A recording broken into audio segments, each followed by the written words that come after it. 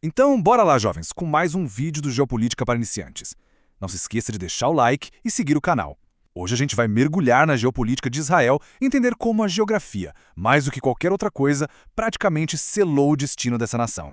Sabe, para Israel, o mapa nunca foi só um pedaço de papel com linhas. É, na verdade, um roteiro que dita cada ação, cada decisão e o futuro.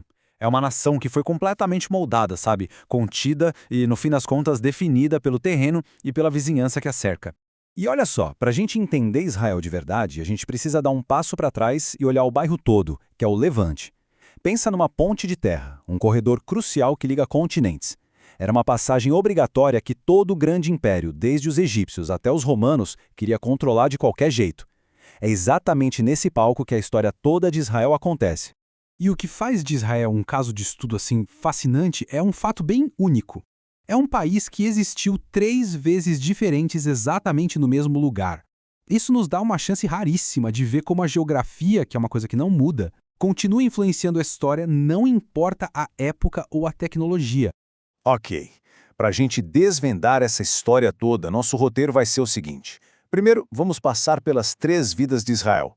Depois, a gente mergulha na geografia, que é quem manda ali. Aí vamos analisar as proteções e as fraquezas, entender a mentalidade de sobrevivência que tudo isso cria e, para fechar, explorar o dilema geopolítico que eles enfrentam hoje. Então, vamos começar essa viagem voltando lá no tempo. A identidade de Israel não surgiu do nada, de uma hora para outra. Ela foi forjada em 3 momentos bem distintos de soberania, e cada um deles deixou uma marca profunda na consciência do povo. E o padrão, se você olhar ao longo dos milênios, é impressionante como ele se repete, né? Períodos curtos de independência, depois séculos sendo dominado por impérios vizinhos, e aí longos intervalos sem ter um Estado próprio. Essa memória, essa mistura de perda e de resiliência, é a chave para entender a mentalidade de Israel hoje. Certo, agora vamos sair um pouco da história e focar na terra em si. Porque a geografia de Israel não é uma coisa só não. Ela se divide em 4 regiões bem diferentes e cada uma delas tem um papel fundamental na formação do país. E cada uma dessas 4 regiões acabou gerando tipos diferentes de comunidades, com prioridades bem distintas. A planície costeira, por exemplo, de cara para o Mediterrâneo, claro que ia gerar comerciantes e empreendedores. Já lá nas montanhas, a história era outra. Nasceram agricultores e guerreiros, mais isolados, sempre focados em defender seu próprio território. Aliás, galera, deixa um comentário de um tema que vocês querem que eu faça outro vídeo e eu farei e postarei no canal em menos de uma semana. E aqui tem um ponto que é crucial. A planície costeira é o centro de tudo em Israel. É o coração pulsante. A maior parte da população e da indústria está toda concentrada ali. É o motor econômico do país. Só que essa concentração toda também faz dela o ponto mais vulnerável a um ataque.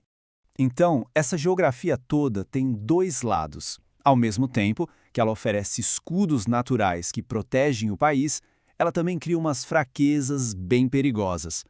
É um equilíbrio super delicado, sabe? Entre vantagens e desvantagens. Tudo ditado pelo mapa. Olhando para o sul e para o leste, a gente vê desertos enormes que funcionam como uma espécie de zona de amortecimento. Isso faz com que qualquer invasão por terra seja um pesadelo logístico.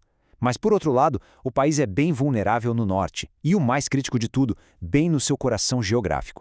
E essa vulnerabilidade mais crítica de Israel está toda nas terras altas da Cisjordânia. Para entender o motivo, a gente precisa falar de um conceito militar-chave: profundidade estratégica. De forma bem simples, é o espaço que um país tem para recuar, aguentar um ataque e depois contra-atacar. E para Israel, esse espaço é perigosamente pequeno.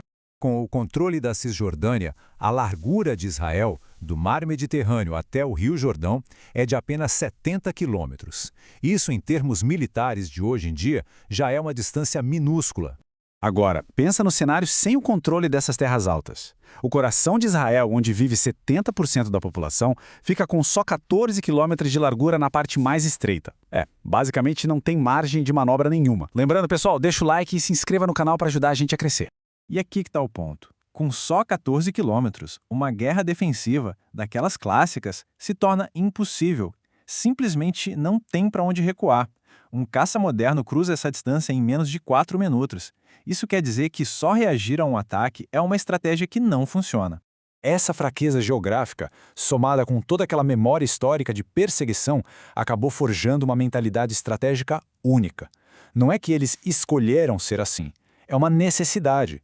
O foco é total em antecipar e prevenir. É a sobrevivência que dita a estratégia. Essa estratégia de sobrevivência tem 3 pilares, que são essenciais. Primeiro, prevenir, ou seja, impedir que grandes grupos de inimigos se formem. Segundo, antecipar, usar inteligência para ditar quando e onde o conflito vai acontecer. E terceiro, a regra de ouro, evitar, custe o que custar, lutar em 2 frentes ao mesmo tempo. Essa situação geopolítica toda particular significa que, ao longo da história, Israel teve basicamente 3 caminhos, 3 modelos possíveis para existir, e cada um deles depende de quem está mandando no jogo de poder global. O primeiro é o modelo Davi, independência total, o que só é possível quando não tem nenhum grande império de olho na região.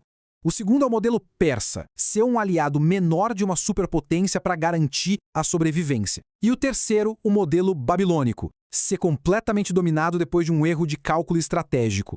E a história mostra que esses 2 últimos são os que mais acontecem. Isso nos leva a uma conclusão que pode até parecer estranha.